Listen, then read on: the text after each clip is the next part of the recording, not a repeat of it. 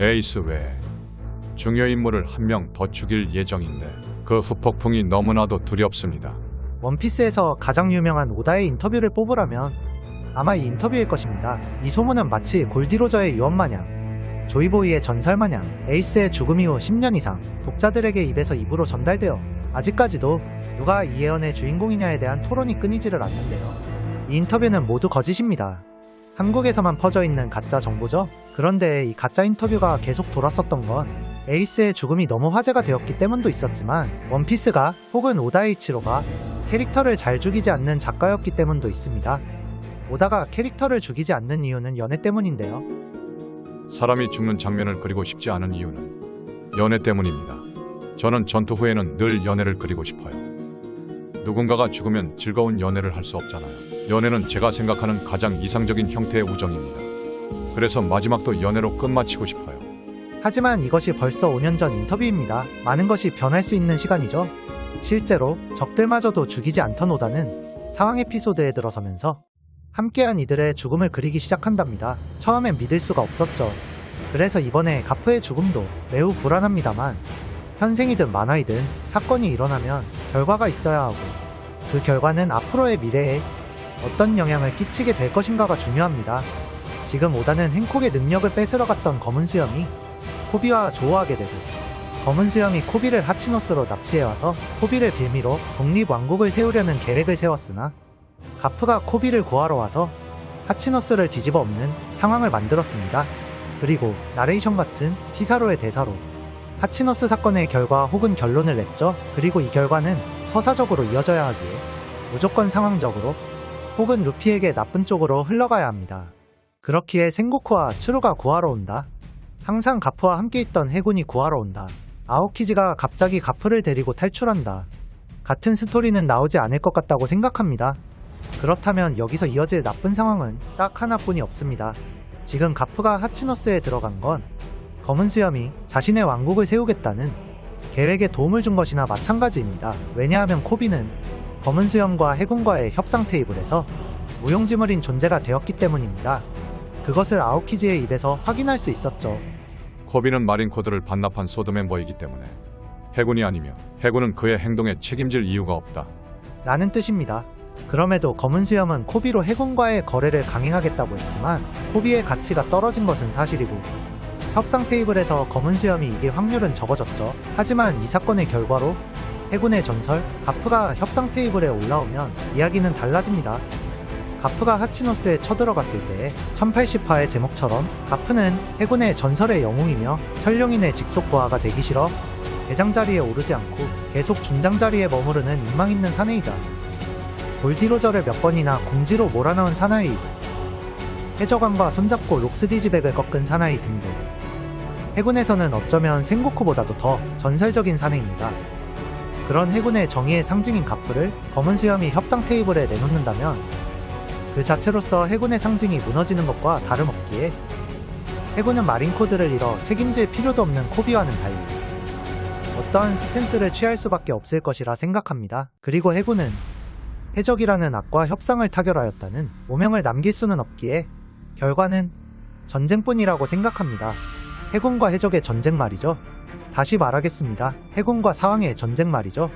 그리고 이 양상은 정상결전입니다. 루피의 가족을 사이에 두는 사왕과 해군의 전쟁, 그리고 이것을 마치 평행이론처럼 본다 하면 가프는 죽을 확률이 너무도 높아지지 않을까 생각합니다. 愛してくれてありがとう。 오다가 에이스라는 캐릭터를 만들면서 죽음까지 확정한 이유는 딱 하나였습니다. 루피에게 시련을 주기 위해, 그리고 그것을 극복하는 것을 보여주기 위해서였죠. 즉 루피의 성장을 위해서였습니다. 실제로 루피는 일부에서는 감정을 표출하는 데 망설임이 없고 뒤가 없는 행동을 많이 했었습니다. あなたは船長失格よ、ルフィ。無茶をすれば全てが片付くとは限らない。 이런 감정에서 비롯한 즉흥적임이 루피의 장점이자 단점이었다면 이분은 확실하게 조금 더 냉정해졌습니다. エースは死んだ。 너 티야? 동료들을 안심시키는 거짓말도 할 줄 알고 다음을 기약할 줄도 알고 누군가를 이끌어가는 모습을 보여주었죠. 즉 에이스의 죽음 이후 루피는 성장했습니다. 아마 정주행을 하시다 보면 분위기에 차이가 있다는 걸 아시게 될 거예요. 갑자기 이런 말을 하는 이유는 설마 오다가 루피에게 최종장에서 검은 수염을 쓰러뜨리기 이전에 혹은 이물을 쓰러뜨리기 이전에 루피에게 또 한 번의 성장을 주기 위해 가까운 사람의 죽음이라는 시련을 주는 것은 아닐까 생각을 해봅니다. 아들은 세계 정부에 반대하는 혁명군의 수장이 되고 손자는 해적왕이 되겠다며 사왕이 되고 제자는 해군대장이 되어 자신의 뜻을 따르는 줄 알았으나 해적이 되어 자신과 싸우고 있는 기구한 가프의 인생에 코비가 어떤 의미인지는 알겠지만 코비를 미래에 맡긴다는 멍소리 하지 말고 꼭 진짜 제발 꼭 가프는 살았으면 좋겠다는 생각을 합니다. 그리고 쿠자는 분명 숨겨진 의도가 있을 것이라 생각합니다. 쿠잔이 변절한다면 캐릭터성 자체가 무너지기 때문에 오다는 이 매력적인 캐릭터를 더 매력적으로 만들 방안을 이미 마련해 두었을 것이라 생각합니다. 지금의 양상은 제2의 정상결전이기도 하지만 이것은 제2의 갓벨리 사건이 되기도 한답니다. 왜냐하면 갓벨리 사건은 영웅과 해적왕 둘이서 세계를 지배하겠다는 누군가를 끌어내리는 사건이었고 루피가 이 하치노스 사건에 참여하게 된다면 영웅과 해적왕이 세계를 지배하겠다는 누군가를 끌어내리는 상황이 또 재현되기 때문이죠. 갓벨리 사건은 세계의 비밀에 도달하며 세계 정부와 천룡인과 깊게 엮여있는 사건이기도 하며 검은 수염 에피소드에서 반드시 나오게 될 샹크스의 고향이기도 합니다.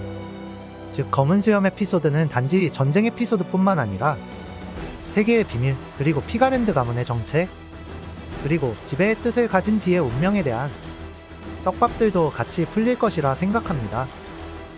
그리고 마지막으로 현재 원피스의 진행 상황이 정상결전의 흐름과 비슷한 이유는 에그헤드 때문입니다.